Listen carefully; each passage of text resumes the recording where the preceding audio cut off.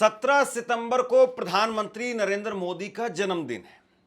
अटकलें लग रही थी कि 17 सितंबर 2025 को जब वो 75 साल के हो जाएंगे तो इस्तीफा दे देंगे।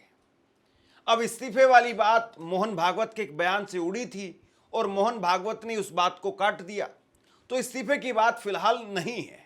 लेकिन चर्चा अब यह है, खबर अब यह है कि 17 सितंबर को नरेंद्र मोदी बिहार के गया में जाएंगे और बिहार के गया में जाकर के वो पिंडदान करेंगे। ऐसी चर्चाएं चल रही हैं। आधिकारिक तौर पर बीजेपी की तरफ से, प्रधानमंत्री नरेंद्र मोदी की तरफ से इस पर अभी नहीं कहा गया है, लेकिन चर्चा बहुत है।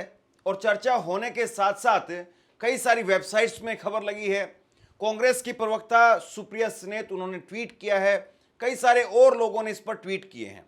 यानी सोशल मीडिया पर भी, राजनीतिक गलियारों में भी इस बात की चर्चा है। और मसला इसलिए भी है क्योंकि वोट चोरी का जिस तरीके से राहुल गांधी ने बीजेपी पर, प्रधानमंत्री नरेंद्र मोदी पर सीधा अटैक किया, तो उसके बाद में कुछ न कुछ चाहिए था। और उसके बाद में जिस तरीके से मोदी को गाली दी गई, इस बात को मुद्दा बनाया गया, मोदी जी की मां को गाली दी गई, इस बात को मुद्दा बनाया गया। अब यह कहा जा रहा है कि बिहार चुनाव तक उस सेंटिमेंट को जिंदा रखने के लिए, मोदी जी की मां को गाली दी गई, उस चीज को जिंदा रखने के लिए 17 सितंबर को वो अपने जन्मदिन के दिन बिहार के गया में जाकर के पिंडदान करेंगे।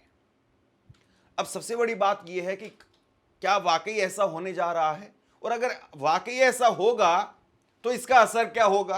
हालांकि नरेंद्र मोदी के 3-4 वाक्य मैं आपको बताने वाला हूं। इस साल जब, इस बार के जब पिछले साल जो लोकसभा के चुनाव हुए थे, उस वक्त में नरेंद्र मोदी कन्याकुमारी में चले गए थे। देश में वोटिंग हो रही थी और नरेंद्र मोदी उस आचार संहिता के दौरान भी कन्याकुमारी में जाकर के ध्यान कर रहे थे।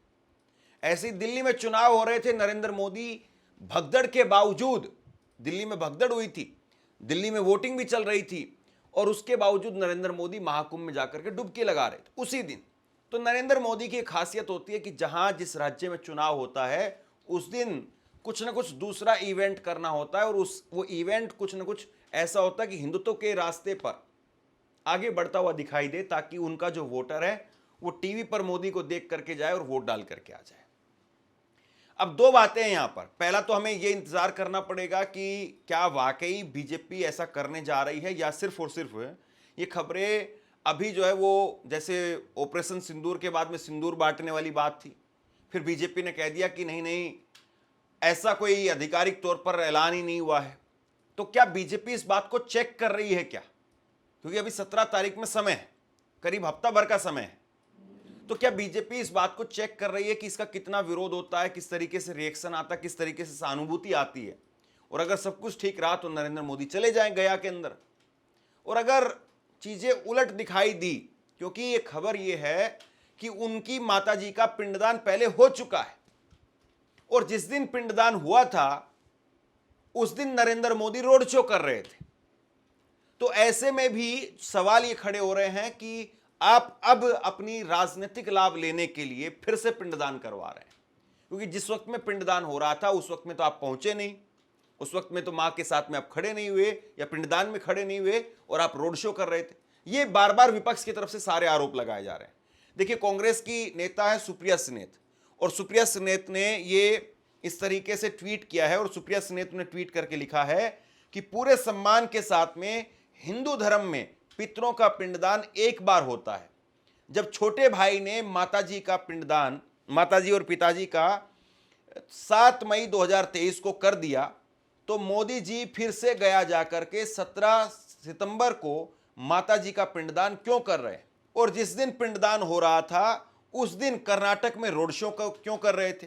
तो यहां पर दो खबरें जो है वो सुप्रिया सुनेत ने पोस्ट की। एक खबर है कि 7 मई 2023 को पिंडदान हो रहा है, नरेंद्र मोदी जी की माताजी का पिंडदान जो है वो किया जा रहा है, माताजी और पिताजी दोनों का पिंडदान किया जा रहा है वाराणसी के अंदर, और उनके भाई हैं, नरेंद्र मोदी के भाई, जो पिंडदान करवा रहे हैं। और दूसरी तरफ उन्होंने एक स्क्रीनशॉट शेयर किया है जिसमें नरेंद्र मोदी उसी तारीख को कर्नाटक के अंदर रोड शो कर रहे थे। जब मैंने इस बात का फैक्ट चेक किया तो यह बात सही निकली कि नरेंद्र मोदी जी ने 7 मई 2023 को सुबह 9:30 बजे रोड शो किया था, और शिवमोगा में शाम को एक सभा भी की थी। पिंडदान की खबर आज तक पर भी है, आज तक चैनल का भी स्क्रीनशॉट आप देख लीजिए।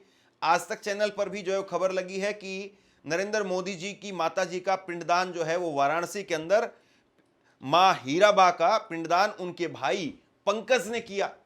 अब कहीं पर जो है वो वेबसाइट पर भाई का नाम जो है वो दिया गया है सोमा भाई, और कहीं पर जो है वो भाई का नाम दिया गया है पंकज।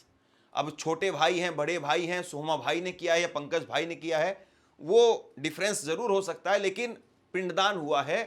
ये खबरें आज तक चैनल पर भी है, टाइम्स ऑफ इंडिया पर भी है और कई और जगहों पर है। तो क्या वाकई एक बार पिंडदान हो चुका है और फिर से पिंडदान हो रहा है? हालांकि देखिए, इस मामले में मैं जानकार नहीं हूं, मुझे नहीं पता ये पिंडदान वाला मामला जो है वो किस तरीके से है। आपसे कुछ कहना चाहता हूं, आज के वक्त में पत्रकारिता करना कितना मुश्किल काम है, लेकिन अगर ऐसे में भी कोई आपकी खबर दिखा रहा है, कोई आपके मुद्दे पर बात कर रहा है, तो आपको भी उसका साथ देना चाहिए। अगर आपको लगता है कि मेरी पत्रकारिता सही है, मैं आपके लिए आपकी खबर वो दिखा रहा हूं, तो ऐसे में आप मेरा सहयोग कीजिए। आप इस वीडियो को जब लाइक करेंगे तो लाइक के साथ में ही एक थैंक्स का बटन आपको दिखाई देगा, उस थैंक्स के बटन पर आप क्लिक कीजिए और जो भी सहयोग राशि दे सकते हैं वो दीजिए। दूसरा, आप चैनल को ज्वाइन कर सकते हैं और चैनल को ज्वाइन करके भी मुझे मदद कर सकते हैं। और दूसरी बात यह भी है कि इसमें पूरी तरह से मामला आस्था का है, व्यक्तिगत है। आजकल लोग जन्मदिन पर एक बार केक काटते हैं, फिर कई बार काटते हैं और चीजें बहुत अलग अलग तरीके से हो गई है। शादी का रिसेप्शन जो है वो कई कई दिन चलता है, किसी की शादी जो है वो पहले एक दिन चलती थी, 2 दिन चलती थी, अब अंबानी के बेटे की शादी वो कई कई महीने चली। तो ये व्यक्तिगत मामला है, कौन किस तरीके से कैसे करता है। पिंडदान का मामला भी, अब नरेंद्र मोदी एक्चुअल में पिंडदान करने जा रहे हैं या फिर गया में जाकर के वहां पर सिर्फ दान करेंगे कुछ, या वहां पर जाकर के पाठ पूजा करेंगे, ये थोड़ा सा चीजें अभी क्लैरिटी होनी बाकी है। लेकिन मेरा तो सवाल ये है कि कहीं ऐसा तो नहीं होगा कि जैसे ऑपरेशन सिंदूर के दौरान हुआ था वैसे ही मुकर तो नहीं जाएंगे। और चलिए मान लिया कि पिंडदान के लिए जा रहे हैं, पिंडदान के लिए जा रहे हैं, बीजेपी इस बात से मुकरेगी नहीं कि खबर फर्जी है। अगर फर्जी है तो बात खत्म हो जाएगी। लेकिन अगर बीजेपी इस बात से मुकरती नहीं है, नरेंद्र मोदी जाते हैं और पिंडदान ही होता है, तो क्या फिर बीजेपी को फायदा होगा? सवाल ये। देखिए, 2 बातें हैं अब यहां पर। एक तो नरेंद्र मोदी जी का ये बहुत पुराना तरीका है कि चुनाव के समय पर कुछ ना कुछ किसी न किसी तरीके से धार्मिक तौर पर जो कुछ एक्टिविटी की जाए और जिसके तौर पर एक माहौल तैयार किया जाए। आप याद करिए, जब 2024 का लोकसभा चुनाव होना था, उससे पहले जनवरी 22 जनवरी 2024 को राम मंदिर के अंदर प्राण प्रतिष्ठा का कार्यक्रम हुआ। और राम मंदिर का प्राण प्रतिष्ठा का जब कार्यक्रम हुआ, उससे पहले बताया गया कि मोदी जी व्रत रख रहे हैं, लगातार कई दिनों से व्रत रख रहे हैं। फिर उसके बाद में कहा गया कि नरेंद्र मोदी अलग अलग धार्मिक स्थलों पर जाकर के वहां पर पाठ पूजा कर रहे हैं। ये उस वक्त की तस्वीरें आप देखिए। नरेंद्र मोदी जो है वो रामेश्वरम में गए, रामेश्वरम में जाकर के अपने ऊपर बाल्टी जो है वो डाल रहे थे, यानी स्नान कर रहे थे वहां पर। इसी तरीके से वो देश भर के कई अलग अलग मंदिरों में जाते रहे, कई अलग अलग मंदिरों में जाकर के पूजा पाठ की, यानी एक तरीके से पूरा धार्मिक माहौल बनाया। और फिर वो पूरे धार्मिक माहौल के बाद में राम मंदिर का प्राण प्रतिष्ठा का कार्यक्रम हुआ। लेकिन क्या इसका मतलब यह माना जाए कि बीजेपी 100% फिर जीत जाएगी? नहीं भाई, बीजेपी अयोध्या हार गई। जहां अयोध्या में राम मंदिर की प्राण प्रतिष्ठा की गई, वहीं उसी सीट पर बीजेपी हार गई। कितनी बड़ी बात है ये। और इंडिया गठबंधन समाजवादी पार्टी, अवधेश प्रसाद सिंह पासी, वो वहां से चुनाव जीत गए। अब बताइए आप इसको क्या कहेंगे? तो इसका मतलब यह है कि धार्मिक तौर पर आप क्या कर रहे हैं, किस तरीके से कर रहे हैं, क्या पूजा पाठ कर रहे हैं, मंदिर में जाते हैं, मस्जिद में जाते हैं, कहां जाते हैं, क्या करते हैं। ये पूजा और इबादत का मामला अब वोट का मामला नहीं है। पूजा और इबादत से आप ये सोचे कि वोट मिल जाएंगे, तो ये चीजें पुरानी पड़ गई है।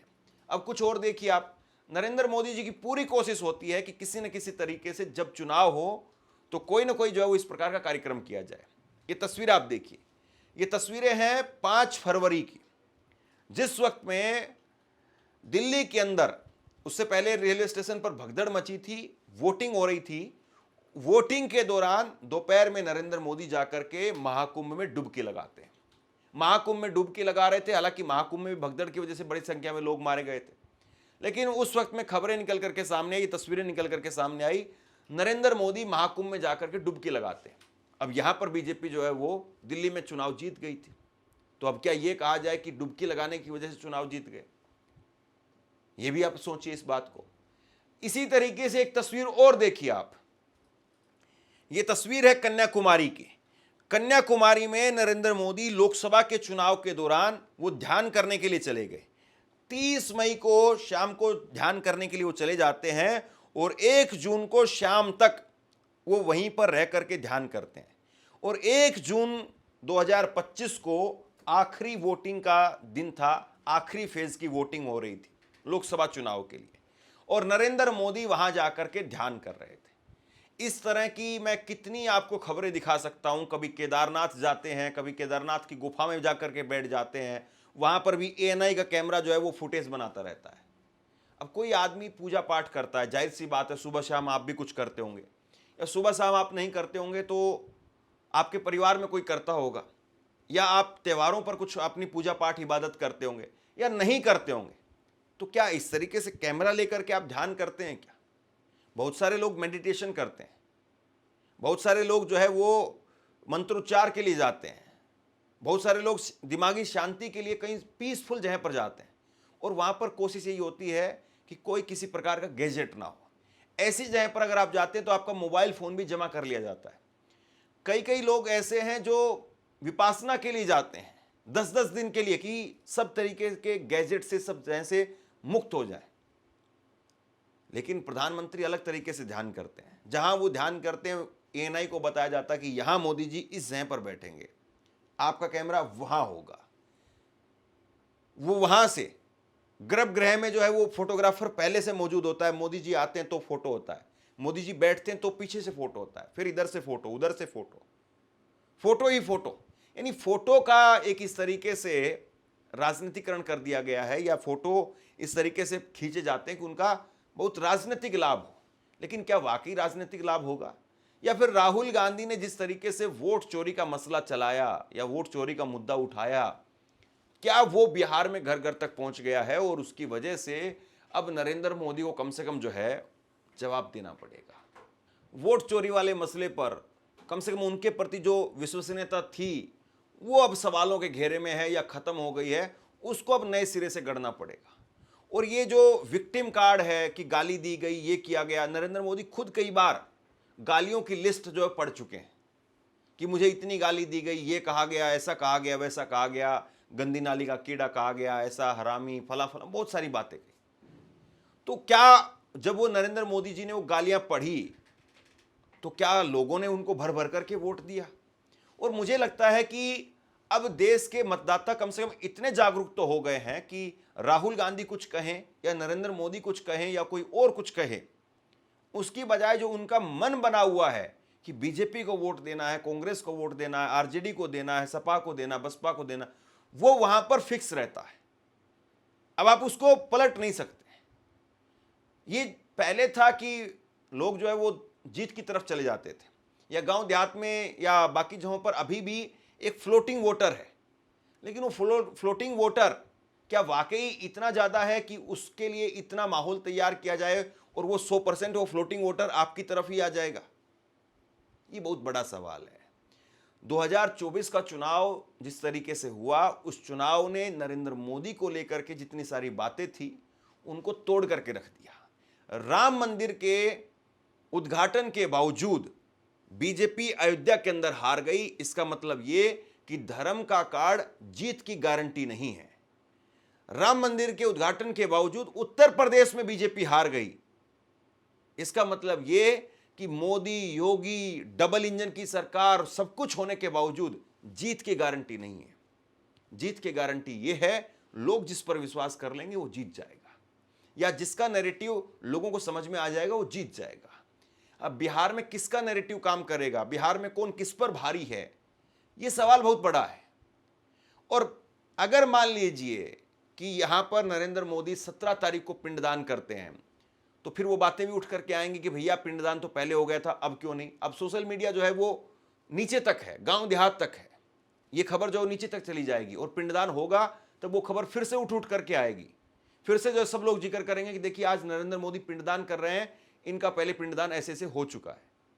जो खबरें पहले थी नहीं वो फिर से जिंदा हो जाएंगी। जो 5 साल पहले 3 साल पहले जो बात खत्म हो जाती है वो फिर से जिंदा हो जाएगी। और सबसे बड़ी बात तो ये है, माता जी का देहांत हुआ, प्रधानमंत्री की मां का देहांत जो है वो होता है 30 सितंबर 2022 को। उसके बाद में 2023 के श्राद्ध भी चले गए, 2024 के श्राद्ध भी चले गए। अभी जो है वो समय लगा है कि 2025 में पिंडदान किया जाएगा।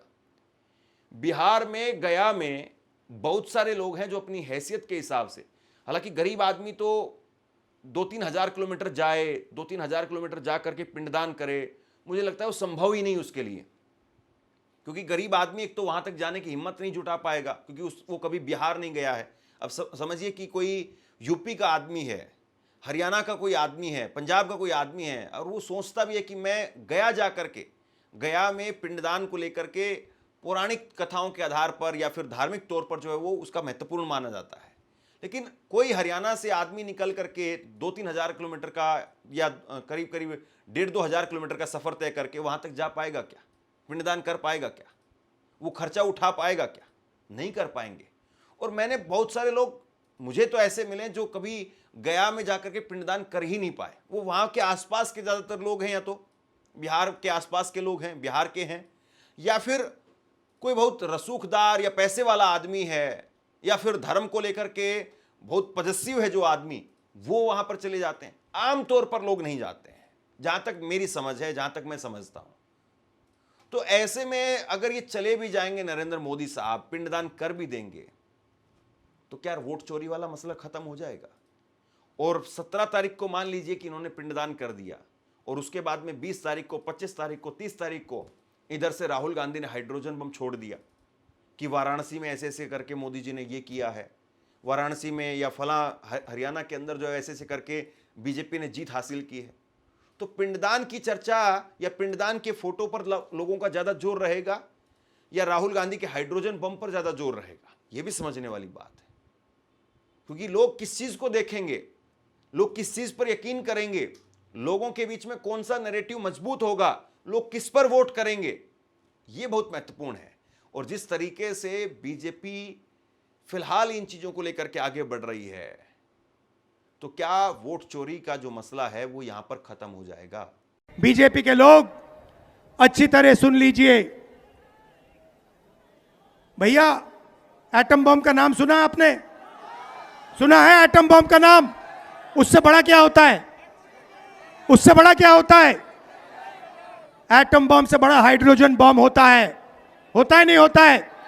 माधवपुरा में हमने एटम बम दिखाया था। बीजेपी के लोगों तैयार हो जाओ, हाइड्रोजन बम आ रहा है, हाइड्रोजन बम आ रहा है, तैयार हो जाइए। आपकी जो सच्चाई है, वोट चोरी की सच्चाई है, वो पूरे देश को पता लगने जा रही है। राइट? बिहार की जनता, बिहार के युवा, बिहार के महिलाओं से मैं धन्यवाद करना चाहता हूं। यह क्रांतिकारी प्रदेश है, इसने पूरे देश को मैसेज दिया कि वोट चोरी नहीं होने देंगे। और ये जो आपने बिहार में किया है, हमारी जो मदद की, ये पूरे देश में फैल गई है, कोने कोने में फैल गई है। आने वाले समय में मैं आपको गारंटी करके दे रहा हूं, हाइड्रोजन बम के बाद नरेंद्र मोदी जी अपना चेहरा इस देश को नहीं दिखा पाएंगे। यह सही है कि राजनीति में सब अपने अपने तरीके से कुछ न कुछ जोर आजमाइश करते हैं, और जिसको जो तरीका पसंद आता है या जिसको जो तरीका सूट करता है वो वही करता है। अब नरेंद्र मोदी अगर पिंडदान के जरिए, या भाजपा पिंडदान के जरिए इस बात को समझ रही है कि मोदी जी की मां को लेकर के जो सेंटीमेंट है उनको उठाया जा सकता है, तो शायद फिर वो वही करेंगे। अगर बीजेपी को ऐसा लगता तो बीजेपी, या माफ कीजिए कांग्रेस को अगर ऐसा लगता तो कांग्रेस भी ऐसे ही करती। राजनीति है, राजनीति में कुछ चीजें अपने हिसाब से की जाती हैं, लेकिन आखिरकार तय तो जनता को करना है, और तय जनता ही करेगी कि उनका मुद्दा पिंडदान है, उनका मुद्दा बेरोजगारी है, उनका मुद्दा बिहार की बदहाली है, उनका मुद्दा बिहार की बाढ़ है, उनका मुद्दा बिहार का पलायन है, बिहार का रोजगार है, महंगाई है, महिलाओं की सुरक्षा है। क्या है उनका मुद्दा और कौन उनके मुद्दे की बात कर रहा है, ये तो बिहार के लोग ही तय करेंगे।